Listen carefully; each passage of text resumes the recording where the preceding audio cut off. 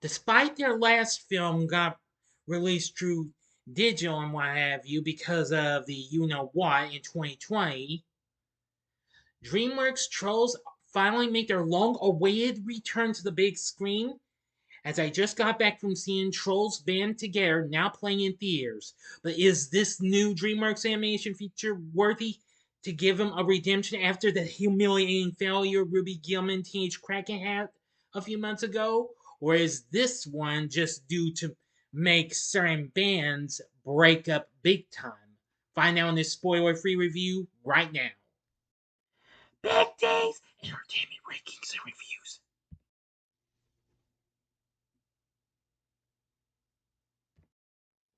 So, greetings, my fellow YouTubers, and welcome to Big D's Entertainment Rankings and Reviews. My name is Doyle, better known to you as the Big D, and this time around I bring to you a spoiler-free review of the recently released 2023 animated jukebox musical comedy flick Trolls Band Together, released by Universal for DreamWorks Animation. The, and of course, it's the third film based on Thomas Dam's Good Luck Trolls dolls. It's a sequel to 2020's Trolls Band World Tour. Sorry, I got mixed up there. Anyway, the film was directed by Walt Dorn, who of course also worked on the other two films, and co-directed by Tim Heights, written by Elizabeth Tippett.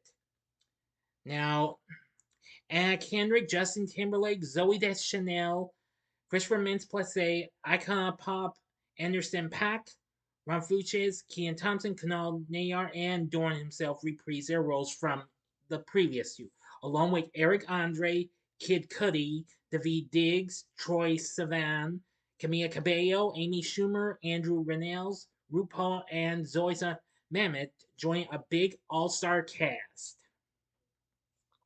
Now, this time around, Poppy and Branch, who are officially a couple, attempt to rescue a member of a band that Branch was a part of, which happened to be his brothers, which had been disbanded. Now, before I get into a little bit of the story, if you haven't seen my reviews of the first two Trolls films, I've made a new playlist. Click on that card and you can go to the playlist and catch my reviews of the first two films in case you might have missed them, or if you would like to see them again. Because even though those were from my earlier years and what have you, and I didn't redo those, well, I think you get it.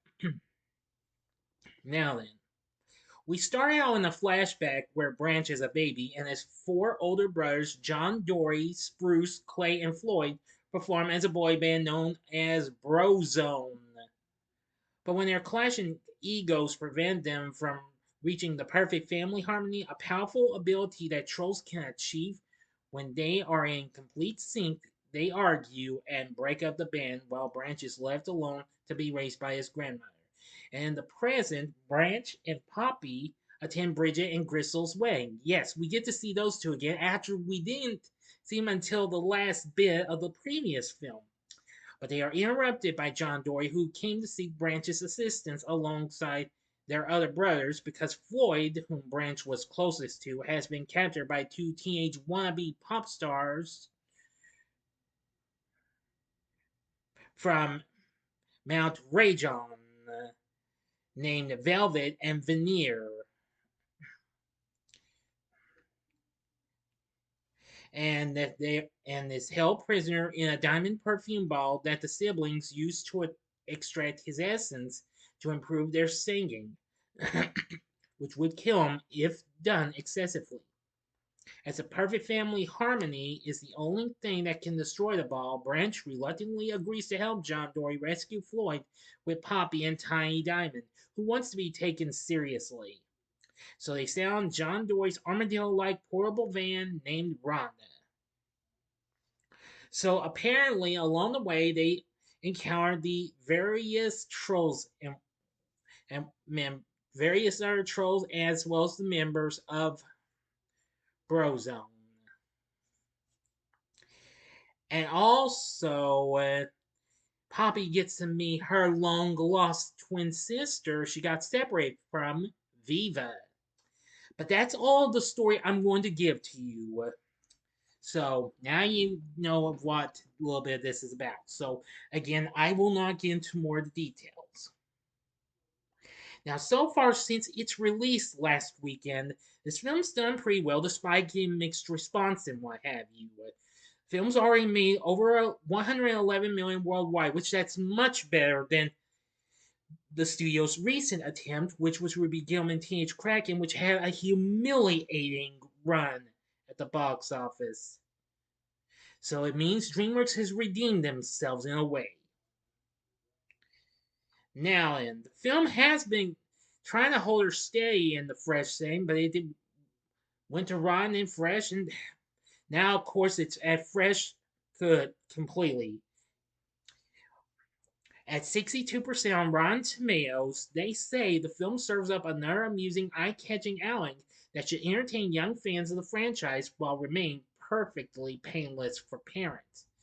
Well, I'm no parent, but I'm an older fan though. I actually liked it. It was really I liked it just almost as much as the last film, but I'd say this would come in second behind World Tour Together, but at least this one surpasses the first Trolls film. I have to give this film credit for what it had to offer. I really didn't find much of anything wrong with it, what have you, so enough said. Now, of course, despite being predominantly CGI animation, the film includes some 2D animation sequences with animation styles inspired by Yellow Submarine and even the original Fantasia. Theodore Shapiro, who previously composed the score for the last film, returned to compose the score for this film, which was really good. And yes, you get to hear all sorts of good tunes and what have you, so that's really cool.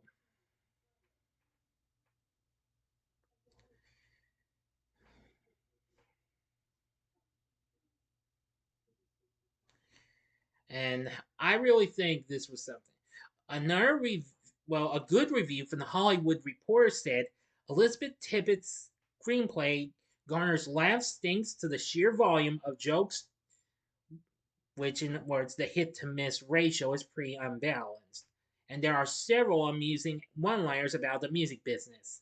Well, see for yourself. I'm not going to tell you those though. Just see.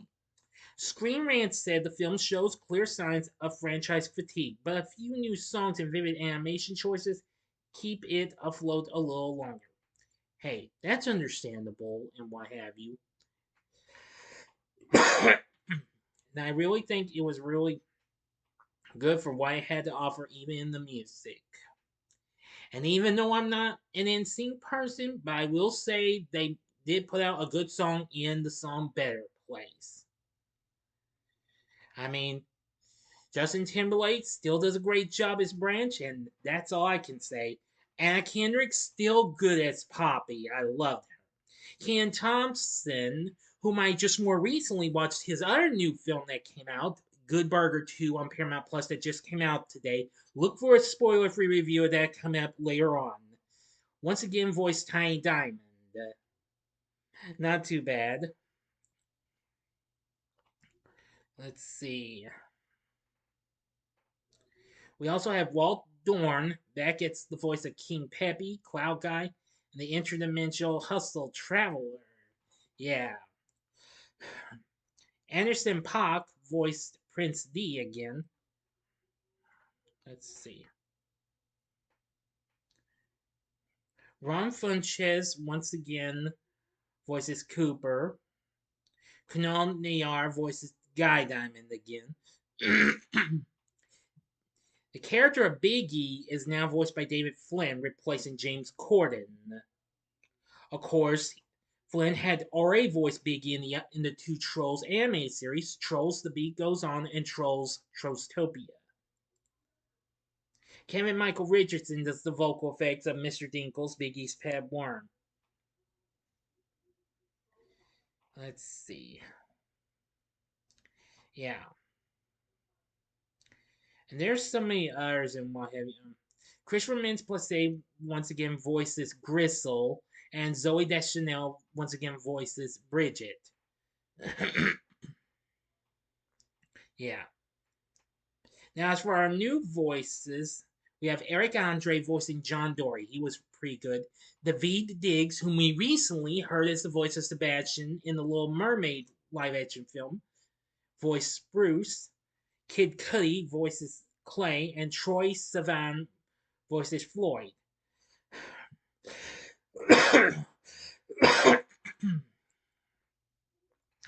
And let's see, we hear RuPaul as Miss Maxine.